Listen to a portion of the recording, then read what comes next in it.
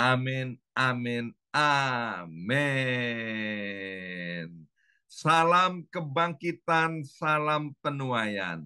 Semangat pagi, semuanya semangat pagi. Apa kabarnya Bapak Ibu semuanya?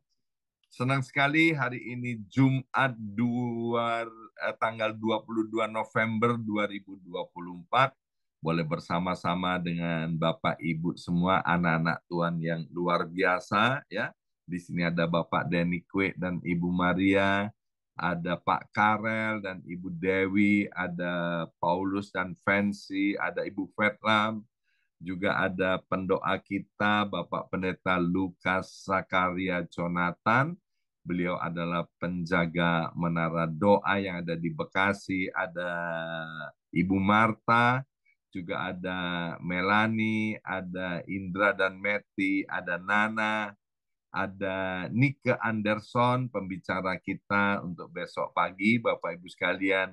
Dan juga ada Ibu Yusyutung, ada Rosmarina, ada Aiknon, juga ada Ibu Widya Lau, ada Ibu Vini, dan juga yang setia yaitu Ibu Osyani Sariwati, ya, mama daripada Ibu Yongki yang yang baru berusia 85 tahun tapi setia untuk berdoa, ya.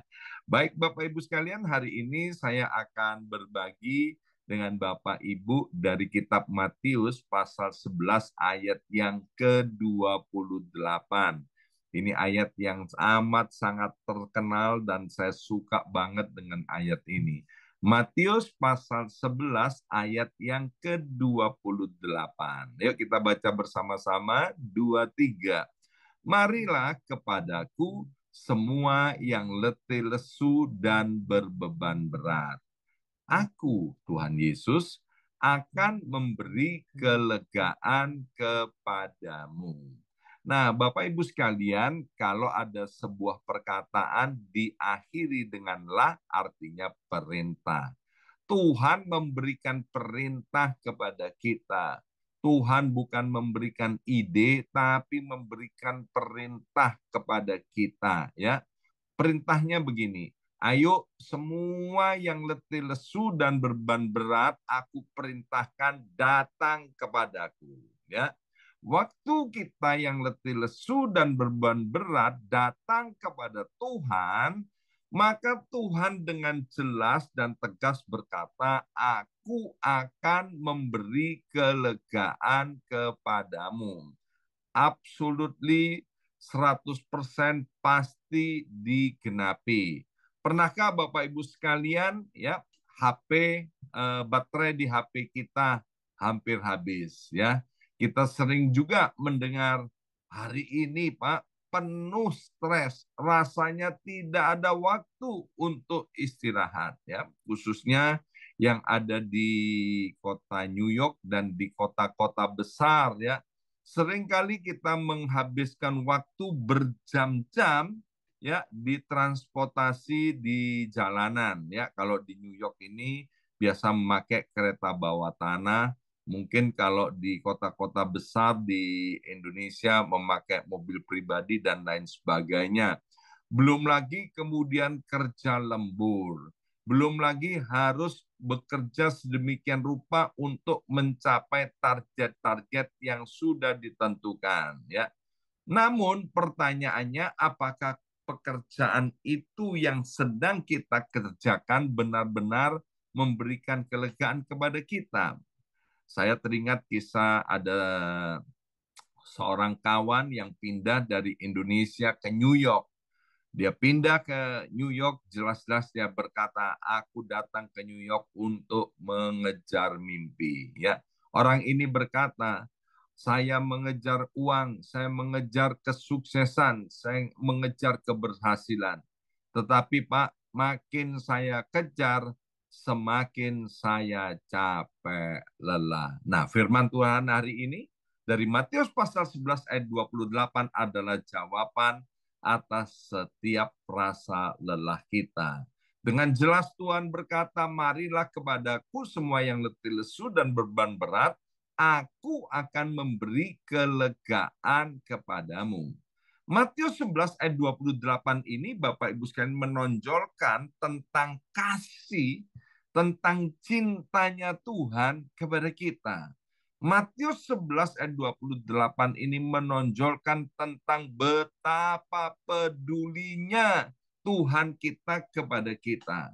Maka perintah ini, sekali lagi ini perintah Tuhan, adalah jawaban atas kelelahan manusia di segala aspek kehidupan. Kalau tadi saya memberikan contoh tentang pekerjaan, ya, bukan hanya capek karena pekerjaan, ya, tapi kita bisa capek karena kerohanian, juga masalah-masalah emosional dan lain sebagainya. Ayat ini menjadi dasar Bapak Ibu sekalian, menjadi dasar harapan bagi kita bahwa hanya, sekali lagi, hanya di dalam Kristus kita akan menemukan yang namanya kelegaan sejati. Ya, nah, apa yang dikerjakan Tuhan, Bapak Ibu sekalian, di dalam pemulihan dari kehidupan yang berat, yang pertama, Yesus akan memberikan penyegaran kepada kita-kita ini yang merasa tertekan, terbebani oleh karena dosa-dosa dan juga oleh karena pergumulan hidup. Sekali lagi, Tuhan mau menolong kita, Tuhan mau memberikan penyegaran kepada kita, buat setiap kita yang hidupnya penuh dengan beban yang berat karena dosa, karena pergumulan hidup, karena masalah dan persoalan yang sedang kita hadapi. Yang kedua, ayat ini berbicara kepada kita bahwa damai sejahtera yang datang daripada Tuhan itu harus terjadi karena kita mau menyerahkan sepenuhnya seperti pujian tadi, aku berserah kepada Tuhan. Artinya ketika kita datang kepada Tuhan menyerahkan beban-beban kita, di situ kita akan menemui yang namanya damai sejahtera dan ketenangan. Ya, lagu lama yang sering kali saya sampaikan, yaitu ke gunung tinggi-tinggi ku naik mencari damai, ke lembah curam ku turun-turun mencari damai, tapi di gunung yang tinggi, di lembah yang curam, nggak ada yang namanya damai. Damai itu hanya ada di dalam Tuhan Yesus, juga tidak ada di dalam toko yang namanya toko damai. Di kota saya dulu, di kampung saya, ada namanya toko damai, jualannya besi Bapak Ibu sekalian, ya.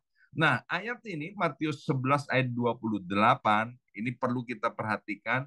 Ini juga berbicara tentang nanti kehidupan kekal selama-lamanya, yaitu ada di dalam sorga, ya. Dan itu hanya tempat bagi orang yang percaya kepada Yesus. Di dalam Yesus ada keselamatan, di luar Yesus yang ada adalah kebinasaan. Pertanyaan, siapa saja dan orang yang seperti apa yang tergolong orang-orang yang letih, lesu, dan berbeban berat? Tadi sudah saya sebutkan, yaitu mereka yang bekerja nggak ada habis-habisnya, banting tulang, peras keringat, mengejar duit, duit, duit, duit terus, ya, mengejar target, target, target. Kemudian orang yang tertekan secara rohani karena dosa-dosa dan juga karena persoalan-persoalan emosional. Juga orang-orang yang mengalami, Bapak Ibu sekalian, yang namanya persoalan yang menyebabkan emosinya terganggu. Contoh, di Alkitab ada seorang wanita yang bernama Hana, ya. Hana ini mandul, Bapak Ibu sekalian, nggak bisa punya anak sehingga suaminya mengambil wanita lain yang bernama Penina. Penina disebut sebagai madunya, ya, dan dia, Penina ini beranak pinak, bisa melahirkan anak, dan dia menghina, merendahkan Hana ini. Akibatnya apa? Hana semakin stres, lelah, penuh tekanan hidup ini. Tetapi ketika dia datang kepada Tuhan, kita tahu akhirnya bahwa kemudian Tuhan tolong Hana, Tuhan berikan Hana anak yang pertama yaitu Samuel, dan kemudian masih ada adik-adiknya Samuel dilahirkan dari Hana, ya. Nah, hari ini Bapak Ibu sekalian, mungkin kita sedang berjuang tentang tekanan daripada masyarakat, apa kata orang, atau mungkin kita merasa hidup kita tidak berharga, atau mungkin kita sedang merasa lonely, ya. Saya nggak ngerti kenapa hari-hari ini media massa di Indonesia maupun di New York menceritakan tentang orang-orang yang bunuh diri, ya. Mungkin ini satu kesengajaan atau apa. Nah, orang-orang yang bunuh diri salah satunya karena dia lonely, merasa kesepian. Orang-orang yang bunuh diri karena dia tidak bisa melihat ada harapan, ada hari esok. Nah, kabar baiknya buat setiap kita yang kesepian, kita yang nggak bisa melihat hari esok, datanglah kepada Tuhan. Kubur kosong, ya, itu membuktikan Yesus hidup. Kubur kosong itu menyebabkan setiap kita yang percaya kepada Yesus memiliki masa depan yang cerah dan masa depan yang penuh dengan pengharapan, ya.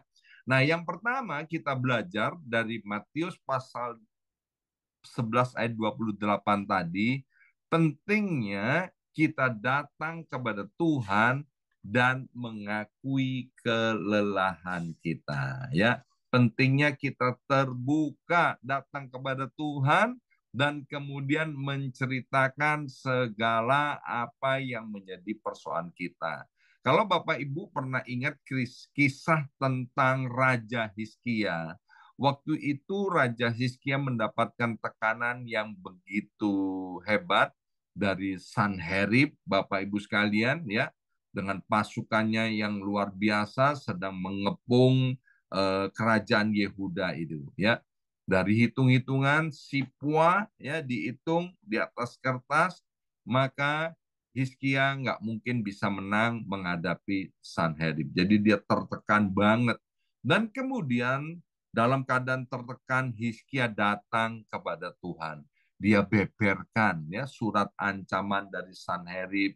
Hizkia datang kepada Tuhan, sampaikan semua ketakutan dan persoalan dalam hidupnya secara terperinci dan terbuka, ya. Kita tahu bahwa Allah Maha Tahu, tapi Tuhan juga mau kerendahan hati kita dan keterbukaan kita. Itu langkah yang pertama, Bapak Ibu sekalian. Untuk menuju kepada kelegaan, kita perlu untuk terbuka. Ya, tadi sudah disinggung masalah Hana. Hana sampaikan secara terbuka kepada Tuhan bahwa dia mandul, dia dihina oleh Penina, dan Tuhan mendengarkan keluhan-keluhan daripada Hana, ya. Nah, di New York, Bapak Ibu sekalian, banyak anak-anak muda yang bekerja sedemikian rupa dan kemudian mengalami yang namanya burnout, ya. Burnout karena tuntutan pekerjaan, karena tuntutan ekonomi. Ternyata itu bukan hanya dialami oleh orang-orang di New York, tapi orang-orang di Indonesia juga hari-hari ini sedang mengalami masalah kesehatan mental. Melalui ayat ini, mari kita belajar untuk datang kepada Tuhan dengan pengakuan, dengan keterbukaan, karena disitulah langkah pertama untuk mengalami kelegaan, untuk mengalami pemulihan, untuk mengalami pertolongan. Ya, kalau Raja Hizkia ditolong oleh Tuhan, kalau Hana ditolong oleh Tuhan, lebih-lebih kita yang sudah ditebus dengan darah Yesus, kita ini menjadi umat Allah, milik kepunyaan Allah, imamat yang rajani, bangsa yang kudus, yang dicintai dan dikasih oleh Tuhan. Kalau Hizkia dan Hana ditolong oleh Tuhan, maka percayalah setiap kita pasti ditolong oleh Tuhan, ya. Nah, yang kedua, Bapak Ibu sekalian, undangan atau perintah Yesus ini, marilah kepadaku yang letih lesu dan berbeban berat, datanglah kepadaku. Ini diberikan kepada semua orang, ya, kepada orang yang percaya maupun kepada orang yang belum percaya kepada Tuhan. Sekali lagi, ini perintah diberikan kepada semua orang, terbuka untuk semua orang. Dalam Yohanes 6 ayat 37 dikatakan, barang siapa datang kepadaku, ia tidak akan kubuang. Wow, biarlah Yohanes 6 ayat 37 ini dihafal Bapak Ibu, ya. Alam sadar kita, di dalam pikiran kita, alam sadar maupun alam bawah sadar kita. Kalau kita datang kepada Tuhan, Tuhan tidak akan cuek kepada kita, ya. Kalau kita datang kepada Tuhan, Tuhan pasti memperhatikan. Ayat ini dengan tegas dikatakan bahwa Tuhan tidak akan membuang kita. Waktu kita letih lesu dan beban berat, kita datang ke manajer kita datang kepada atasan kita datang kepada teman kita yang kaya, atau orang-orang yang kita harapkan. Bapak Ibu, mereka semua terbatas, mungkin bisa cuek kepada kita, dan mungkin tidak memperhatikan kita, sehingga menyebabkan kita semakin kecewa, letih lesu, dan beban berat. Tapi kalau kita datang kepada Tuhan, ada jaminan bahwa Tuhan tidak akan pernah membuang kita. Ingat, Tuhan Yesus tidak pernah memandang status kita, latar belakang kita, bahkan dosa-dosa kita. Ya, Tuhan berkata, ayo berperkara kepadaku. Kalau dosamu semerah kirmisi, aku akan jadikannya seputih bulu domba. Kalau kalau dosamu merah seperti kain kesumba, aku akan jadikannya seputih salju. Jadi Tuhan, Bapak Ibu sekalian, dia tidak benci kepada orang-orang yang berdosa. Yang Tuhan benci adalah perbuatan dosanya.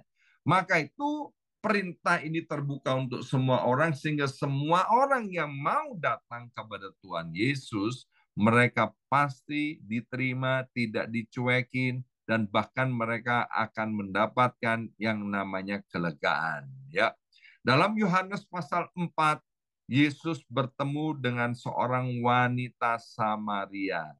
Wanita yang gonta-ganti pasangan, hidup dalam perselingkuhan, hidup dalam perzinahan, hidupnya amat sangat memalukan, disebut sebagai sampah masyarakat, hidupnya terkutuk, dibenci oleh banyak orang, Bapak Ibu sekalian. Tetapi wanita ini dalam keadaan malu ini, Bapak Ibu sekalian, ketika dia berjumpa dengan Yesus, hatinya terbuka kepada Yesus, maka Tuhan memberi kelegaan kepada wanita Samaria ini dan mengubah hidupnya. Bahkan melalui wanita Samaria ini kabar Injil diberitakan, sehingga banyak orang kemudian menjadi percaya kepada Tuhan. Ya. Nah, di dalam Matius 11 ayat 28 ini menggambarkan, mau berkata kepada kita bahwa hanya Yesuslah satu-satunya sumber kelegaan sejati. Sekali lagi, hanya Yesuslah satu-satunya sumber kelegaan sejati.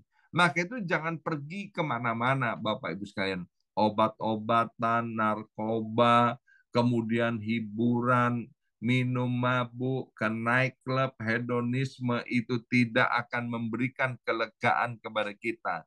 Apa yang ditawarkan oleh dunia ini itu hanya kelegaan dan damai sejahtera yang sementara dan palsu.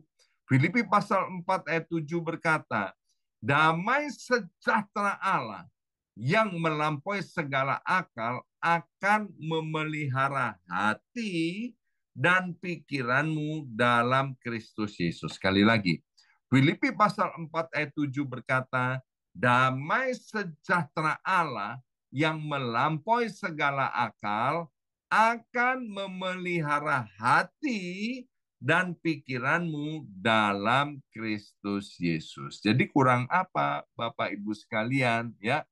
Hiburan malam, kekayaan, harta itu tidak akan membuat kita mengalami damai. Tapi ketika kita datang kepada Yesus, Bapak Ibu sekalian, pikiran kita akan damai, hati kita akan penuh dengan kedamaian. Ya, di dalam kitab Mazmur pasal 23 ayat pertama sampai dengan ayat yang ketiga, Daud berbicara bahwa Tuhan itu adalah gembala yang baik, Bapak Ibu sekalian.